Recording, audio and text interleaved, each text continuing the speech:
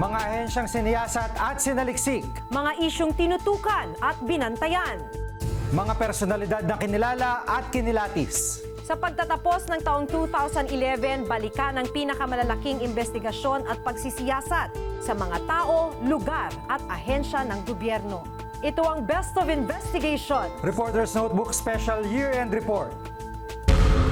Mula sa mga isyu at balitang matyaga naming binantayan,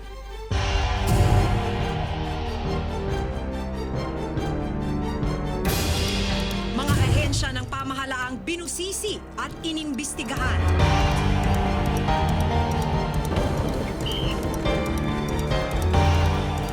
The Filipino people. hanggang sa mga siniyasat na personalidad at opisyal ng pamahalaan. Lahat ng ito, simula hanggang wakas, tinutukan namin sa nakalipas na isang taon.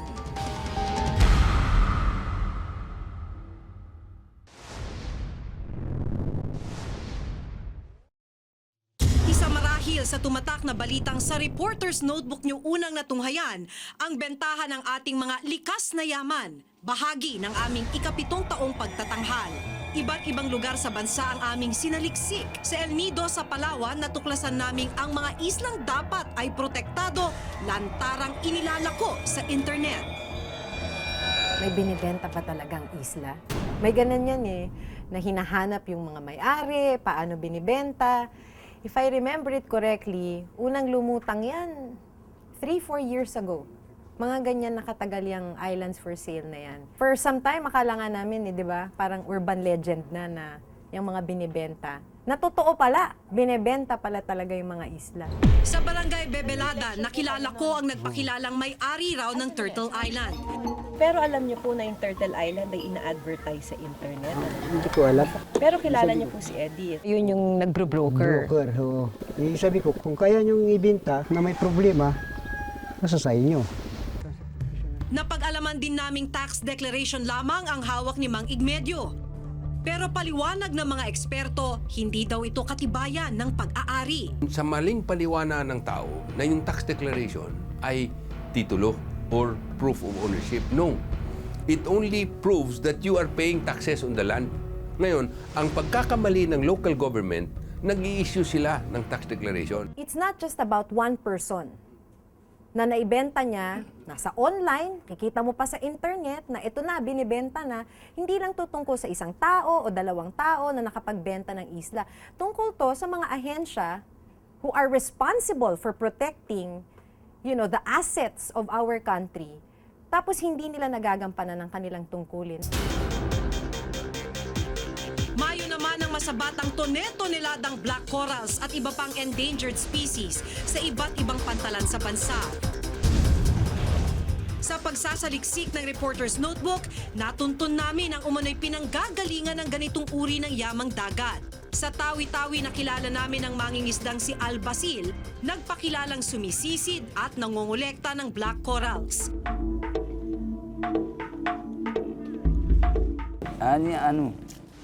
Pagka kami ba sila di kayo dalawa pa makaan may sintuan, nani na kami nga dyan kami mon. Hindi na-realize ko na lang yung trail na yan sa Cebu during the shoot. So actually yan, it was a day-long process ng pakikipag-usap dun sa whistleblower sa Cebu. Na paunti, alam mo yung tagpi-tagpi na kwento hanggang buong araw na marirealize mo, bagsakan lang pala ang Cebu. Na pinakamarami siya sa Tawi-Tawi, especially the black corals.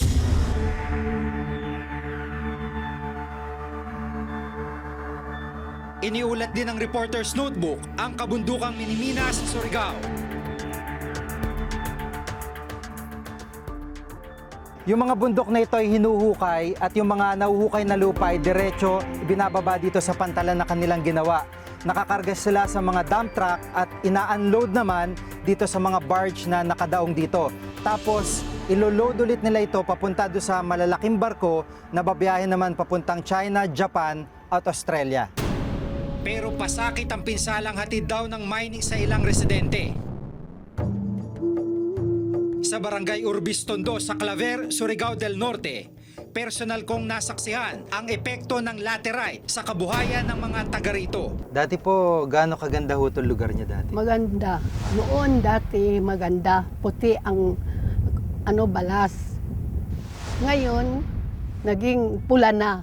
At saka hindi na magamit sa ngayon itong dagat. Maputik na.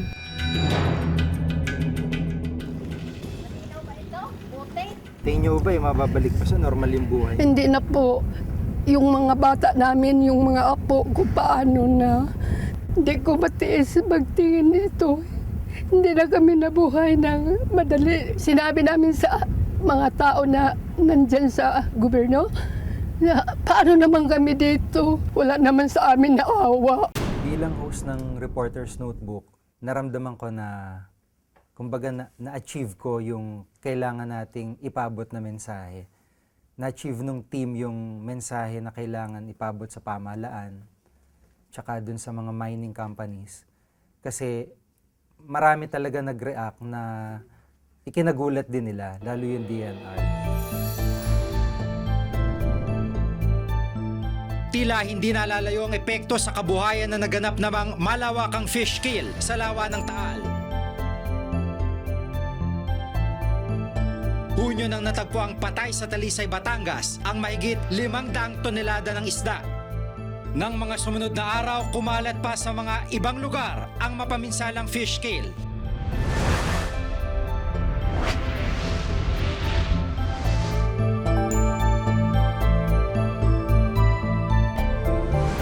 Ito yung mga fish cages na pumupuno dito sa palibot ng lawa, tinatayang nasa 7,000 ang kabuang bilang ng mga ito.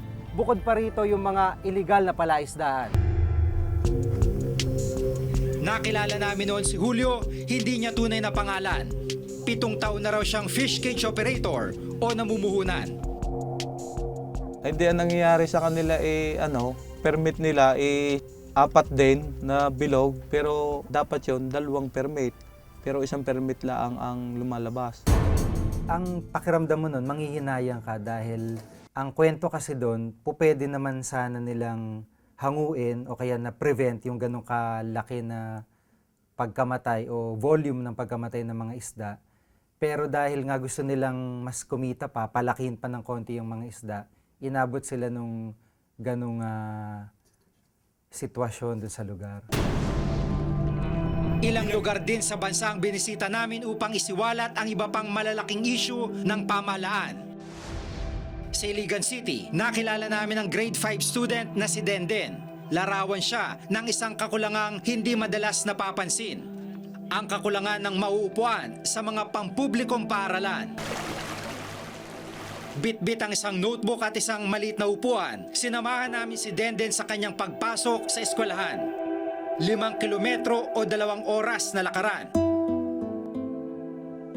Pagdating sa eskwelahan, kanya-kanyang hanap ng pwesto ang mga mag-aaral.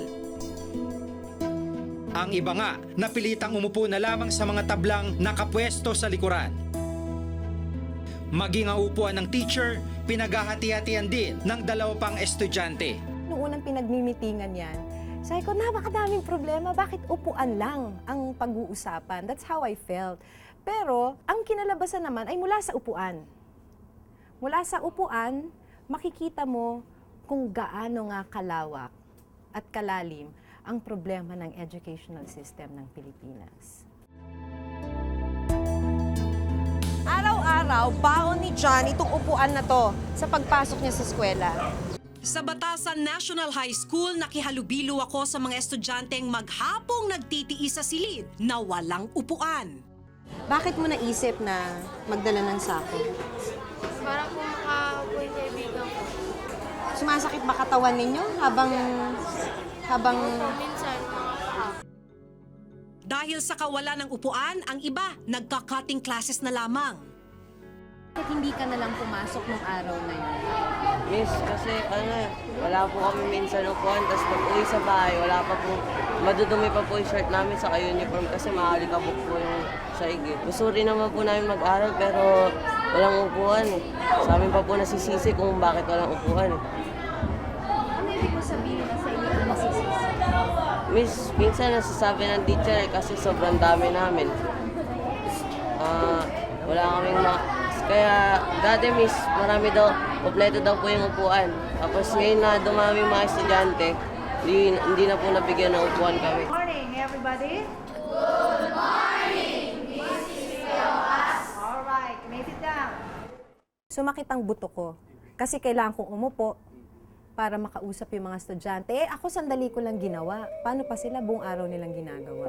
Sa nakalipas na taon, hindi lamang mga lugar ang siniyasat ng Reporter's Notebook, maging mga ahensya ng pamahalaan, binusisi din namin at iniulat ang iba't ibang isyung dapat malaman ng taong bayan. I was a very young reporter when they first signed the modernization program. And ever since, binibilangan ko na ang modernization. Parang nasaan na siya, naibenta na nila lahat ng assets nila, ang mga lupa nila, naubos na. Kaya yun, talagang hihintayin mo, ano na nangyari? Wala pa rin.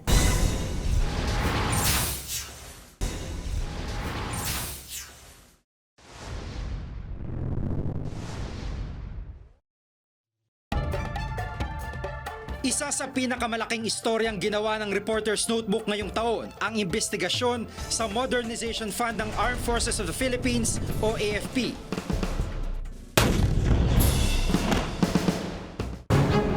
Mula dagat, lupa hanggang himpapawid, siniyasat namin ang estado ng ating sandatahang lakas. Sa Mindanao, nabutan naming kinukumpuni ang ilang sasakyan ng Army. Pilit binubuhay ang mga tangkeng matagal nang dapat nakahimlay. Hindi lamang bugbog sa gera, napaglumaan din daw ng ibang bansa mga tangkeng ito bago napunta sa atin. Maging sa hukbong pandagat, ganito rin ang problema. Ito ang barko ng Republika ng Pilipinas o BRP Pangasinan. Sa edad na 67, hindi na kayang abutan ng mga mabibilis na bangka ng mga terorista at pirata. Yung design speed po nito ay 16 knots or 16 nautical miles per hour. Ngayon po, tumatakbo na lang kami ng 8 o 9, 8 or 9 knots. So medyo may kabagalan na po. Ipinanganak ang barko noong World War II, kaya pang World War II din ang disenyo nito. This is what we call the voice tube. Bridge house, who's on duty? Very well. Hindi na ako nabigla dun sa pagbagsak ng mga helicopters habang ginagawa yung storya sa AFP modernization kasi kumbaga, panahon na lang hinihintay ng mga yan eh. Paulit-ulit lang yung problema niya. Kahit gaano kabigat yung discussion, gaano kabigat yung banat sa AFP, nandun at nandun yung problema. Ibig sabihin nun, hindi tama yung pag-address. Hindi nasasapul yung issue. Hindi naman nalalayo ang kalagayan ng ating Air Force. Ito na lamang ang nag-iisang C-130 na operational sa ngayon, binili ng gobyerno noong 1970 sa kumpanyang Lockheed Martin. That's the workhorse of our cargo fleet. We have to, reprioritize natin ngayon yung needs natin. No? Just imagine that we can do much with one, lalong-lalo na siguro if that becomes 2 and 3. Ang mga S-211 fighter jets naman na ito ang magagamit sana natin sa pag-atake sa mga kalaban. Pero 3 S-211 jets lamang ang napondohan ng pamahalaan, habang 13 ang hindi operasyonal. Ilan lamang ito sa mga isiniwalat naming estado ng ating hukbong sandatahan. I was a very young reporter when they first signed the modernization program. And ever since, binibilangan ko na ang modernization. Parang nasaan na siya, naibenta na nila lahat ng assets nila, ang mga lupa nila, naubos na. So, alam mo yun, ang sarap bilangin kasi napakaganda niyan, ito sa very grand plan eh. Kaya yun, talagang hihintayin mo, ano na nangyari? Wala pa rin. Pero bukod sa AFP, naging mainit din ngayon ang mga isyong kinakaharap ng Philippine National Police o PNP.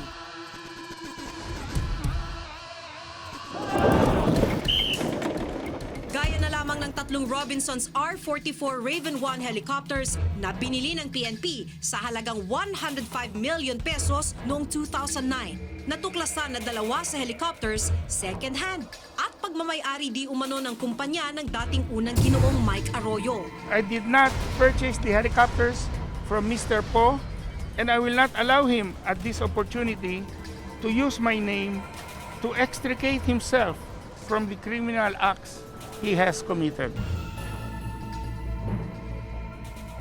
Sa aming pagsisiyasat, ilan pang irregularidad ang aming iniulat. Isa na rito ang depektibo at hindi magamit na 75 rubber boats at 73 outboard motor engines na nagkakahalaga ng 131.5 million pesos. Kasama rin sa ibinabatong issue sa PNP ang mga nakatiwangwang na Police Coastal Craft o PCC na binili sa halagang 4.9 million pesos noong 2008. Makilapit na po tayo. Makipila na po. Binigyang pansin din ng Reporter's Notebook ang ahensyang takbuhan ng mga mahihirap na nangangailangan ng atensyong medikal. At kilalang opisina ng Kawanggawa o Charity Programs, ang Philippine Charity Sweepstakes Office o PCSO.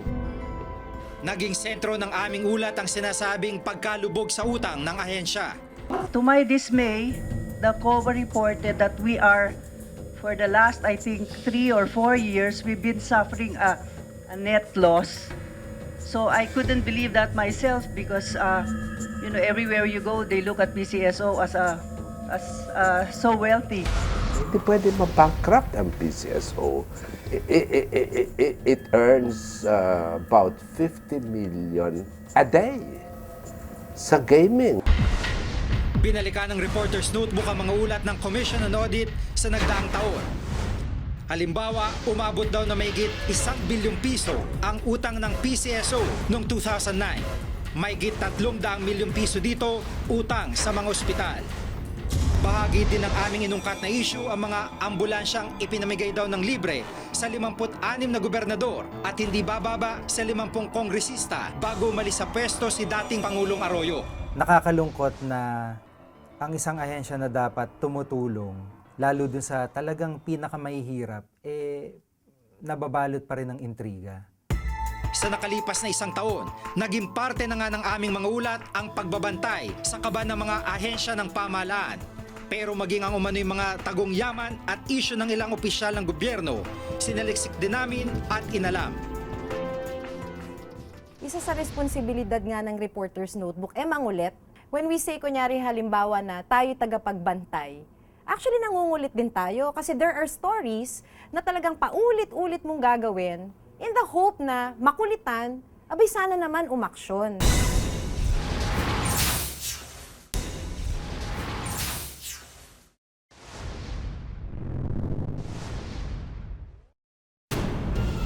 Na hindi ko gawa ito. Approve ito ng Chief of Staff. Mapipilitan po kung patawag po yung misis ninyo. I've been dutifully paying my taxes. Tinutukan din ng Reporter's Notebook ang mga personalidad na naging mainit at sentro ng balita. I want to immediately inform the Filipino people na hindi ko gawa ito. Approve ito ng Chief of Staff. With your respect,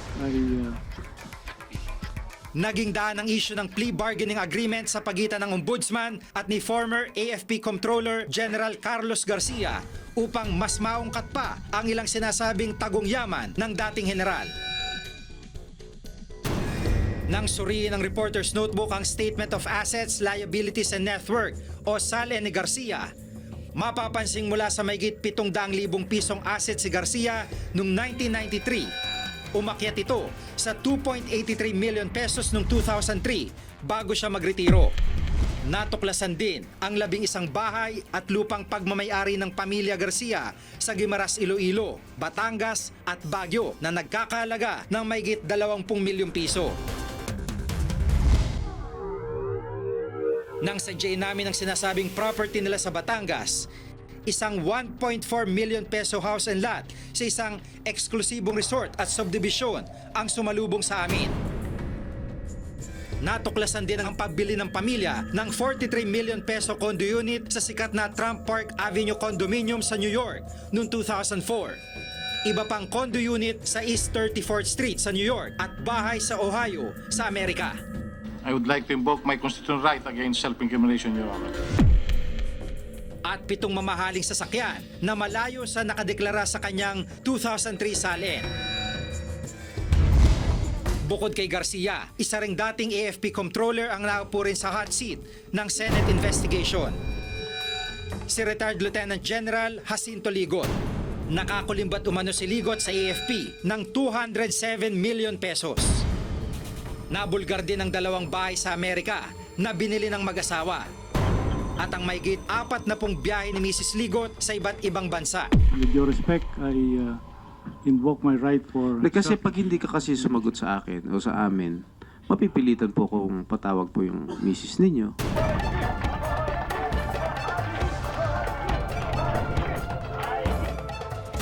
Ilan pang personalidad ang binantayan din ng Reporter's Notebook. Gaya ni ang galing party list representative Mikey Arroyo mula sa aligasyon ng weteng payola. Mikey Arroyo sa room 202 in Bello. Pag-ungkat sa umano'y tinatagong ari-arian sa Amerika. Pag-question sa kanyang posisyon bilang kinatawan ng mga security guard. Hanggang sa tax evasion case na isinampa ng Bureau of Internal Revenue laban sa kanya at asawang si Angela. 20% interest. Isa-isang binusisi at siniyasat. Sentro ng ginawa ko report noon ang umano'y hindi may paliwanag na yaman ni Arroyo. I've been dutifully paying my taxes. Di ba? Everything I own is in my salin. If ever I haven't been paying the right taxes, I could have easily paid the penalty. Sa aming pagsusuri mula 2001, umakyat ng 1,671% ang yaman ni Congressman Mikey Arroyo. Mula sa 3.3 million pesos na cash in bank at cash on hand noong 2001, nasa 50 milyong piso na ito noong 2009. Isa sa responsibilidad nga ng Reporter's Notebook, mangulit. When we say, kunyari halimbawa na tayo tagapagbantay, actually nangungulit din tayo kasi there are stories na talagang paulit-ulit mong gagawin in the hope na makulitan, abay sana naman umaksyon. Sa susunod na taon, mas mataas siguro ang magiging expectation ng publiko. Sa tingin ko naman, handa pa rin yung Reporter's Notebook na pangatawanan kung ano yung kanyang responsibilidad sa lipunan. Ang bawat taong lumilipas ay bahagi na ng kasaysayan ng ating bayan, politika at pamahalaan. Nag-iiwan ng mahalagang leksyong magagamit natin sa susunod pang mga taon. At hanggat may pumuputok na mga issue at katiwaliang dapat ninyong malaman, magpapatuloy ang Reporter's Notebook sa mas malalim at makabuluhan nitong pag-uulat at pagsisiwalat ng mga issue ng pamahalaan at ng lipunan. Ako si Maki Pulido. Ako si Jig Manica at itong nakatala sa aming Reporter's Notebook.